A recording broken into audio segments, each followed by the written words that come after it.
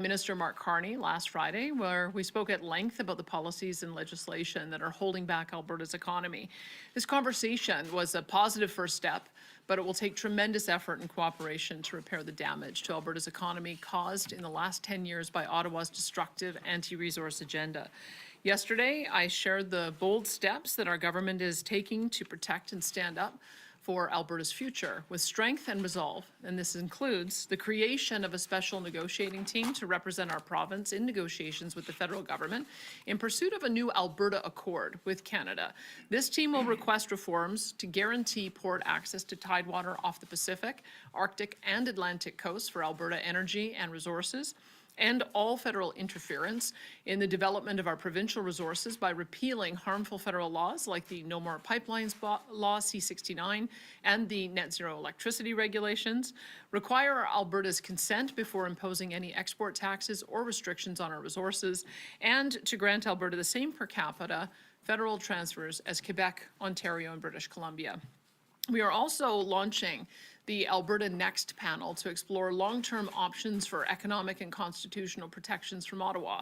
And we are preparing for a 2026 referendum on key proposals that emerge from these discussions. As most Albertans know, I have repeatedly stated I do not support Alberta separating from Canada. I personally still have hope that there is a path forward for a strong and sovereign Alberta within a united Canada. So I am going to do everything within my power to negotiate a fair deal for Alberta with the new Prime Minister. And while doing so, our government will work with Albertans on various initiatives to better protect Alberta's provincial sovereignty and economy from Ottawa should those negotiations fail and the economic attacks continue. In the months ahead, there will be many who will try to sow fear and anger among us, those who want to see Alberta divided. Regardless of what each of us believes about this issue and what path we think is best, we as Albertans must be able to respectfully debate and discuss these issues with our friends, family members, and neighbours. I know that if we do that, in the end, our province will find the best solution for this immense challenge we face and come out of it stronger and more free than ever. Thank you, and I'm happy to take questions. Perfect. We'll start off with questions here in the room before going to the phones. One question, one follow-up. I see hands. Wonderful. We'll start with Michelle, then we'll go to Catherine. Michelle Belfontaine, CBC. Premier, chiefs from treaties 6, 7, 8, 4, and 10 are speaking about the possibility of a sovereignty referendum in about an hour. Now, they have overwhelmingly said that they oppose this kind of referendum and say it violates their treaties. So why are you giving separatists the chance to force a referendum question next year? I'm not sure what their sovereignty referendum would be. I mean, they already have sovereignty within a united Canada. They have absolute jurisdiction over their own treaty territories, the reserves, and so I'm not quite sure what they would be asking for. A separation, a referendum on separation, it's out there, and the Bill 54 has made it easier for people to force a citizens' initiative referendum and have it put to the Alberta people, and you have said that this would be included next year. Well, so what would you say to treaty chiefs who are saying we have a treaty with the Crown and separating from Canada violates our treaties? Well, I would say that we're sort of a number of steps away from having that conversation. We have put forward a suite of changes to elections law that included making a petition campaign achievable. I think that there's no point in having a referendum, citizen-initiated referendum, with barriers that are so high that it's kind of vicious compliance. And so that was the conversation we've had over the last year prior to the most recent election and prior to any of the discussions you're talking about, is that if you genuinely want citizens to be able to identify issues they care about, be able to put it forward to the people, you have to have a reasonable signature threshold. Our threshold is a little bit lower than Saskatchewan's, but a little bit higher than what we see in the United States. It's consistent with what we've had for many decades in the Municipal Government Act. So it shouldn't be that surprising that we're just trying to get some clarity so that people know what the process is if they want to take forward issues that they think matter to Albertans. And we'll go to Catherine. Yeah, and in asking for this guaranteed access to the 3 oceans, how does that respect other provincial jurisdictions? The federal government was given trade and commerce power when we came together as territories in order to enable access to markets. In fact, there's quite a bit of law internationally that says that if you are a separate nation, one nation cannot landlock another. It's sort of a given that it is inappropriate use of power to prevent a jurisdiction from being able to get its resources to market. And so that is the thinking that we have around this, is that it's the constitutional authority of Ottawa to enable this to happen. And they have managed to in the past. The Coastal GasLink pipeline, despite a lot of extra cost, uncertainty, still did manage to get built, and LNG Canada will be open soon and will be exporting. And despite 6 times the cost associated with Trans Mountain Pipeline, it also managed to get built. And so I think we have seen that when there are important strategic decisions that need to be made, strategic infrastructure, the federal government does have the power to be able to get resources to market. And so I would say that we signed on to it, all of the provinces, along with the new prime minister, just prior to the election, saying that we all agree to economic corridors that include oil and gas pipelines. So I'm just reaffirming that that was the commitment on the part of all of the provinces prior to the election, and I hope it's the commitment of all of the provinces now that the election's over. And there's a municipal election coming up in October. Should the citizen initiative referendum meet the threshold before then, why not hold it then? Why the timing of 2026? I think there was a referendum question or two asked in conjunction with the municipals in the past. And I mean, I suppose that's an option. I just don't think that the timing will work in this case. It's 120-day. First of all, we have to proclaim the law. It has to get through the legislature. It has to be proclaimed into law.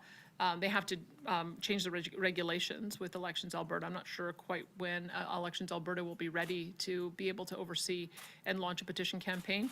Any citizen would have to have a question that is approved in advance. That takes a little bit of time, 120-day signature collection period, and then I think it's a couple of months to be able to validate the signatures. So as you can see, with this whole process, I think it'd be impossible to try to get any questions in alignment with the municipal elections.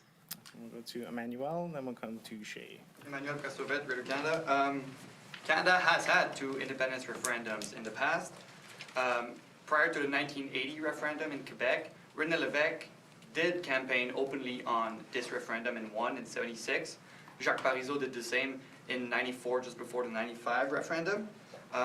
However, you did not campaign on opening the door to a separation referendum. You essentially campaigned on a tax cut and standing up to Ottawa. So do you have the mandate to open such a door to Alberta separating from the rest of Canada? Yeah, I don't have a mandate, and my party doesn't support that. My party quite clearly in their founding documents came together and they support a strong, united Canada, protecting constitutional sovereignty, and that's what I've been doing. A citizen-initiated referenda would be, by definition, initiated by citizens. And so I won't prejudge what issues citizens might want to put on the table, but that is up to citizens to decide and to get the number of signatures. All I've said is I will honor the process. And the public very clearly knows that we are a party of direct democracy, that we do believe in things like citizen initiative and recall that happened under my predecessor. And so I would leave it to the people, but that's why I have been pretty clear that I do not support separatism myself. I support a strong, sovereign Alberta within a united Canada, and that's what I'll keep working towards. And one part of your rhetoric against the federal policies in energy is that it would bring more uncertainty to the sector and also make investments go away from the province. Don't you think that such a referendum on separation would also be likely to do that? That's certainly what the rest of Canada said to Quebec about their 2 referendums. Well, I guess I'll wait and see if any questions come forward, if anything gets registered, if 177,000 signatures get accumulated. I mean, I think you're jumping ahead a number of steps. None of that has happened right now. There isn't a question on the table. There isn't an active petition campaign. All there is a process. And I think we have to accept that there's a lot of anger out there. A lot of anger after the last election, a lot of anger at the way we've been treated for the last 10 years. And there's a lot of groups that are organizing to try to do something about it. We may disagree about what the path forward is. All I can tell you is my path forward is to try to do whatever I can to try to get a fair deal for Alberta. And that's why I've already engaged constructively with the Prime Minister on that. You don't think that just having the talks in the public opinion about maybe Alberta separating from the rest of Canada is is bad for Alberta? Well, those talks have been going on for some time. The level of support for a motion like that, I've been monitoring this for decades, and it's always ebbed and flowed, been as high as 30% in the past. I think it might be a little bit higher today, but that has always been in the background in Alberta electoral politics, and it's just happened to flare up right now. But that is, citizens have a right. I believe in free speech. Citizens have a right to express their opinion on things that they're concerned about, and I think it's my job to make sure that debate is respectful, that sides know that they have a right to be able to have those conversations with their friends and family and not to be demonized for it. And so that's what I'm trying to do, is create an environment where the conversation can be had. Thanks, Manuel. And we'll go to Shay, and then we're going to go to the phones for a couple before coming back to the room. Thank you so much for taking my question. Originally, you had issued that list of 9 demands with a 6-month deadline back in March. Now you've issued a new list of goals for the Alberta Accord, no clear deadline. I guess why change those goalposts, and what is your plan if these negotiations are unsuccessful? This is just more detail on the existing goalposts that I had set. We're doing our consultation between May and October. That's the same 6-month timeframe that I had mentioned. At the same time, we're establishing a negotiating committee, and I hope to talk with the Prime Minister about who their counterparts will be at the federal level. We've had these kinds of joint task forces in the past. This would be a little bit more formalized with my ministers, and so that will be ongoing because I think we need to, we had our first conversation where I let him know the issues that we needed to work on together. I told him I'd be establishing a negotiating committee, and so we'll have 6 months to be able to work that through. Hopefully we'll get to an agreement earlier. We'll then at the same time have 6 months to travel the province with a committee to find out how Albertans are feeling and some of the issues they might want us to address. And again, I won't prejudge that. I don't know what kind of issues will be raised as we go through there, but we'll have those parallel processes, and I hope we can get to a constructive relationship with the new Prime Minister and address some of these things that have been an irritant for a number of years. Just as a follow-up to that, and my second question, what is my second part of that question is, what happens if those negotiations fail after your 6-month deadline? And then my follow-up, I guess just in terms of a scenario, either legally, economically, or politically, is there one in which Alberta could actually separate from Canada with its national parks, with all of the treaty negotiations? Is that even possible? Should all of those steps be followed with a citizen-led petition? Well, I'm not going to walk into negotiations with the expectation that they're going to fail. I think that that's defeatist. I don't think that Prime Minister Carney walked into his meeting with Donald Trump today expecting it to fail. I think he walked in hopeful that they would come to an agreement and maybe start the Canada-US free trade agreements. I guess we'll find out in another hour or so, or a couple of hours, about whether that is going to be the case. I'm hopeful that we actually can get those conversations restarted. And I'm equally hopeful that we'll have constructive conversations with the Prime Minister. So he knows my concerns. He didn't object to any of the issues that I had raised on the call that we had. So I'm optimistic that we'll be able to find some common ground there. So I will see how that ultimately plays out, and then perhaps 6 months from now, if it's unsuccessful, we'll be able to have another conversation about what comes next. Thanks, Shay. We're going to go to the phones for a couple questions. Operator, could you put through our first caller, please? Thank you. Dawn Braid at the Calgary Herald. Premier, thanks for taking my question. David Cameron wasn't a separatist either when he enabled a Brexit referendum in Britain. What he did, fairly close to the beginning of that, was say that he would honor the result of the referendum, and of course was thoroughly shocked when it passed.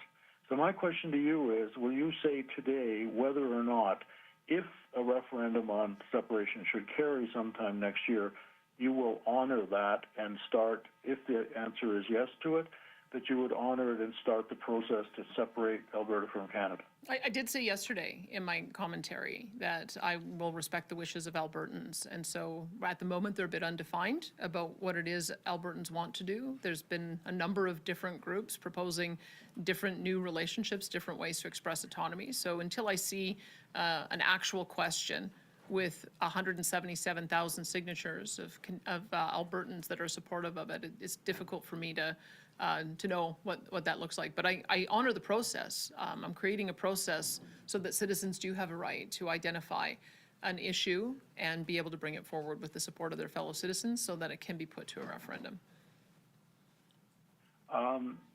If the answer is fairly simple, do you want to start? The question is fairly simple. Do you want Alberta to separate from Canada. Would you be willing, if it was as simple and clear-cut as that, and there was a good-sized majority, would you be willing to proceed? There's a lot of ifs in that. I think if an election were held today, it would get about 30% support. So that's why I want to make sure that those numbers do not get higher and those numbers end up going lower because we're successful in negotiating a new arrangement with Canada. That's my marching orders. I've heard pretty overwhelmingly from my caucus, from the people who've contacted my office, from the people I've consulted with, is that they want me to give it a try. We tried for 2.5 years with the Prime Minister that was in place when I got elected, and I'm going to try. I think that's the only thing that I can do, and hope that we have a different approach. And I think we've already seen evidence that we have a Prime Minister that's willing to change gears. He dropped the carbon tax minutes after he got elected because it was a policy that was driving up costs, creating a more unaffordable life for all Canadians, hated across the country, hated by all political parties. And so that's an evidence of some pragmatism. Well, we've got 9 more to go. And so I'm getting started on that to begin with. Thanks, Dawn. Operator, could you put through our next caller, please? And then we'll come back to the room. Thank you. Rob Ferguson at the Toronto Star. Hi, Premier. I'm wondering if you have any retort for Premier Doug Ford today after what he said in Toronto about the possible separatism referendum. Well, Doug and I have a great friendship. We don't agree on everything. In fact, I think we supported different people in the last federal election. And so we don't have to agree on everything. But what I will say is we have a constructive conversation at the coffee table. I continue to look forward to having a constructive conversation with him at the coffee table. But he's the Premier of Ontario. I'm the Premier of Alberta. We just have different issues that we have to respond to in our respective jurisdictions. Do you think he should stick in his own lane, or what do you say as any kind of a retort? Well, I don't tell him how he should run his province, and I would hope that he doesn't tell me how I should run mine. But we have a very respectful relationship, and I hope that continues. Perfect. Thanks, Rob. We're going to come back to the room. We'll go to Graham, yourself. Premier, just to get this clear, you're saying you would not sponsor or support a referendum on separation. You'd let Albertans deal with that. But you said there would be a referendum next year that you would be part of.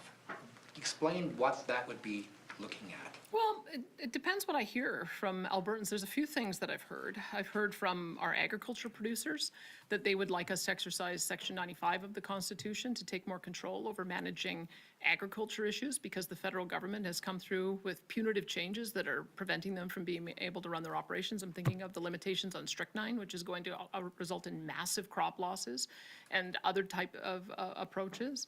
I've heard that that people want us to be able to have more economic immigrants. The federal government actually reduced our allotment of provincial nominees. That would be something, again, under Section 95 that has special status, and Quebec has been quite active in trying to advocate for more choice in the people who get permanent citizenship in their province. Those are a couple of things. I mean, it shouldn't surprise you. I've kind of raised those before, but there may be other things that do come up. I know that Quebec is interested in completely changing the relationship with Ottawa, being more like the way the European Union operates by collecting all the taxes and then just remitting to Ottawa their share. That's what we do right now with our municipalities. The municipalities collect all of the property taxes and then remit to us our share. And so it's not that unusual to think that we might be able to have an arrangement like that if Quebec is interested too. So those are a few things that I've mused about before. I see that we have some common cause with our friends in Quebec of wanting to pursue some of those same things. Those might be a few things that we would put to the people. So a number of things then for referendums, because you mentioned California. You've said that in the past, you like what California's done. It's not hard to find entire books written about how things don't work in California when it comes to citizen-led initiatives. Quoting just one, they tend to create a sense of permanent revolution in California politics. No issue is settled for long. This is Troy Seneck, former speechwriter for George Bush, W. Bush. You have people saying this is a bad idea, that going down the road of direct democracy that California has can tie up things, as opposed to representative democracy. You're elected, and people can then pass judgment in 4 years or whatever, if they like it or not, as opposed to then constantly churning up people's feelings with constant referendum? Well, we've had that debate in this province, and we've sided with referendums for a number of important issues. I mentioned this before, VLTs and prohibition. The Olympics vote in Calgary was put to a referendum. Fluoride was put to a referendum.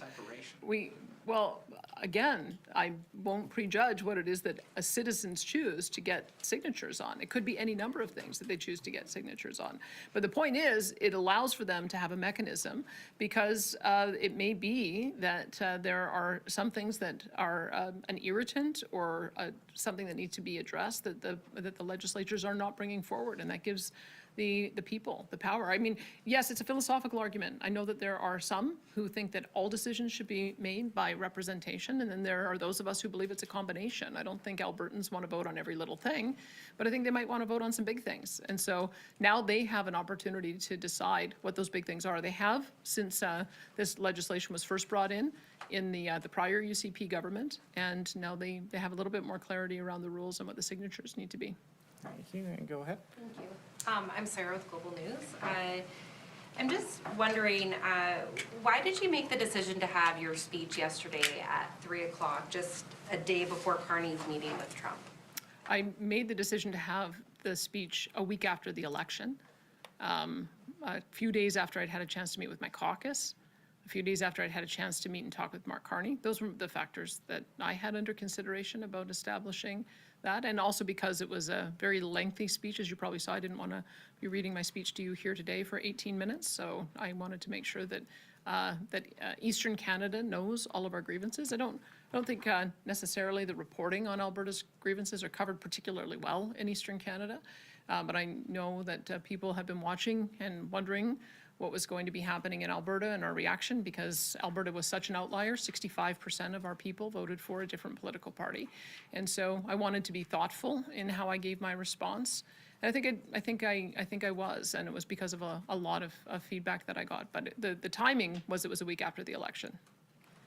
And do you think your message yesterday highlighted divisions in this country and weakened Canada's position heading into negotiations today with the U.S.? I think that Prime Minister Carney has his work cut out for him, as we saw in the opening press conference with the president. And I'm really hopeful that behind closed doors they'll be able to have a meeting of the minds and come out with an agreement to restart the Canada-U.S. Free Trade Agreement negotiations. We know that it's 18 months from now is when it expires. And I think for all of us, it would be a far greater benefit if we were able to get a renegotiation happening sooner. So I'll see. I'm just as hopeful as anyone else that they're able to have a reset on the relationship. I don't think it's any secret that the relationship with the prior Prime Minister was very poor, and I think led to a lot of the challenges that we've had over the last 5 or 6 months. So we'll see if Prime Minister Carney can reset that in the meeting he has today, and I'm hopeful that he can. Thank you. We have time for a few more questions. We'll go to Lisa, then we're going to hop back to the phones. Thanks, Sam. You've said that you are committed to upholding First Nation treaties and inherent rights. This is on the sovereignty referendum question, but the Referendum Act says a majority vote is binding on your government, 50% plus one. So if that vote passes, your government would be bound to follow that referendum choice. How exactly do you plan to uphold those treaties in the event that your government's hands are tied and you need to separate Alberta from Canada? How do you uphold those treaties? What does that involve? Well, I think there's been lots of court challenges and court decisions around First Nations, Inuit, and Métis rights, and we would honor all of those. We have treaties that have been signed and are binding. We have as well Section 35 of the Constitution, which enshrines Aboriginal rights. Any discussion that we're having, is including Alberta's expressing its own constitutional sovereignty, is about Alberta's relationship with Ottawa. We have also defined rights under our Constitution about Alberta's relationship with Ottawa and how that's supposed to work.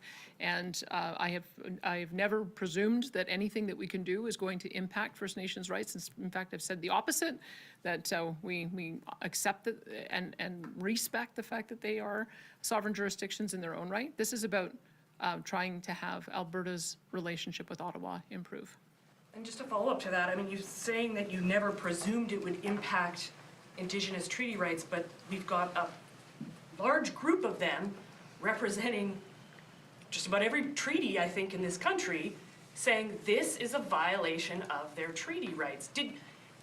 And what you, like, generally what you're saying today is that you don't want to get too far ahead of yourself. You don't want to presume that this referendum is necessarily happening or that it will pass. Did you not think about these things ahead of time? Did you not think about what would happen if you opened the door and lowered the bar for citizens to initiate a referendum in this province? Well, again, I guess I have to wait and see what kind of question comes forward from citizens before I would be able to make a judgment about whether or not it would impact rights. But what I have said is that you can't vote away treaty rights. You can't vote away Indigenous rights. You can't have a referendum on things that are enshrined in our various constitutional conventions and laws and court decisions. So I'll wait and see what sort of referendum questions come forward, but my expectation would be that that those rights would be honored.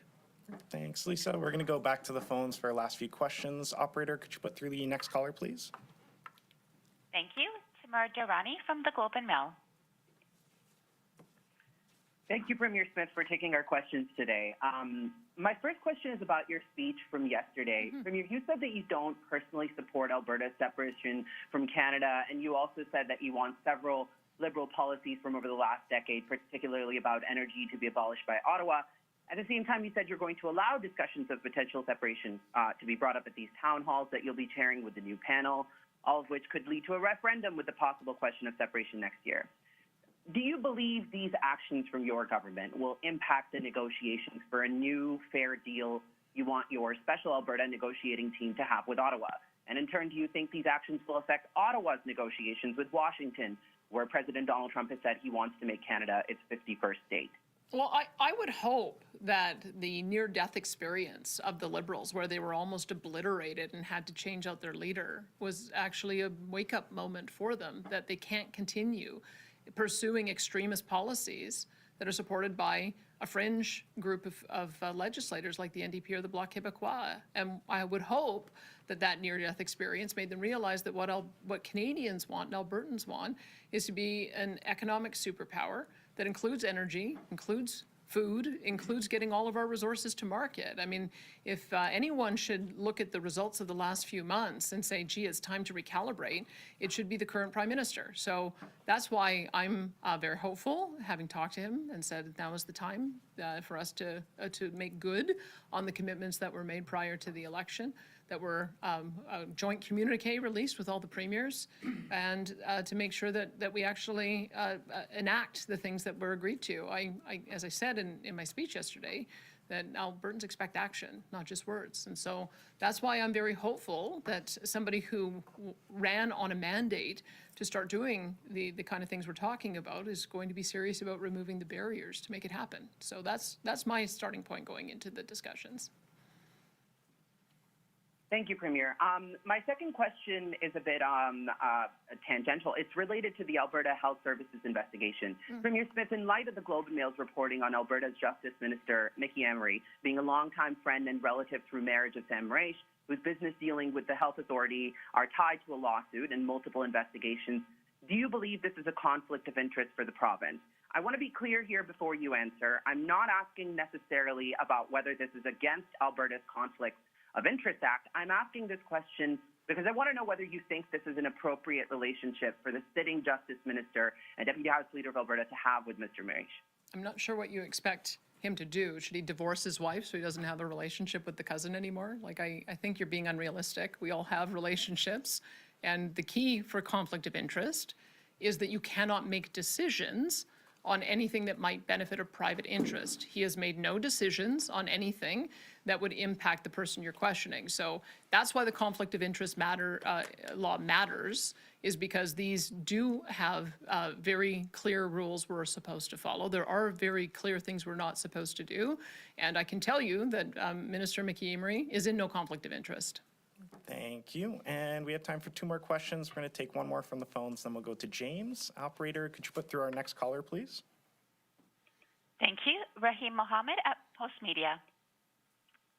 Well, Premier, so as leader of the UCP, do you plan to put in place any sort of in-house policy relating to members of your cabinet and caucus publicly taking sides in a possible referendum on Alberta independence? Well, I can tell you what our our policy says, because this was part of the founding documents that brought together the Progressive Conservatives and the Wild Rose. And it says loyalty to a united Canada and a commitment for Alberta to be a leader in the Canadian Federation that constructively defends the best interest of the province and its constitutional sovereignty is one of the founding statements of our party. And so I would say that I and my caucus are supportive of that we are supportive of trying to find a way to exercise our constitutional sovereignty within a united Canada. Sure, and one of your caucus members, Jason Stephanon, a MLA for Red Deer, reportedly told reporters yesterday in Edmonton that he would like to see a referendum. Have you had a chance to talk to Mr. Stephan?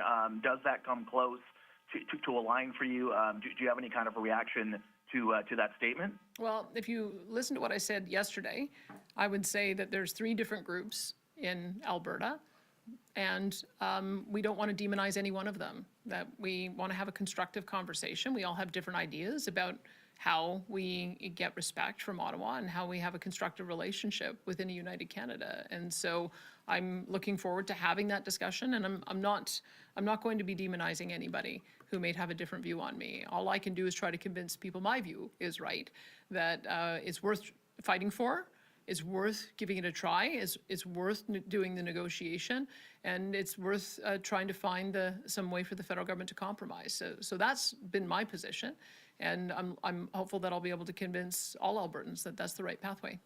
Thanks, Raheem. We have time for one last question. We'll go to James at the back here. Hi, Premier. James from the Western Standard. You mentioned in your statement that any referendum will have to respect treaty rights. We've spoken about that. What would the referendum question look like? I realize this is a long time, potentially a long time in the future, and would negotiations with First Nations have to come first before any referendum question is asked? I don't know what the referendum question would look like, because yesterday I specifically said we would not be bringing forward as a government a question on the issue of independence. So it would be up to individuals to draft that question and go through a process with lawyers that they might consult, and then it would go and get validated through Elections Alberta, and then it would be put to the people. So I don't have any idea what the wording of that referendum question might be. Okay, well, where do negotiations with First Nations communities fit into that process? Again, there is no referendum question. There is no petition campaign. We haven't even put the structure in place for the Elections Act. So I don't have answers to those questions, because until we see an actual active question and an active petition campaign, it really is just hypothetical. Perfect. Thank you. And that's our time for today. Thanks, Thank you, everyone, for your questions.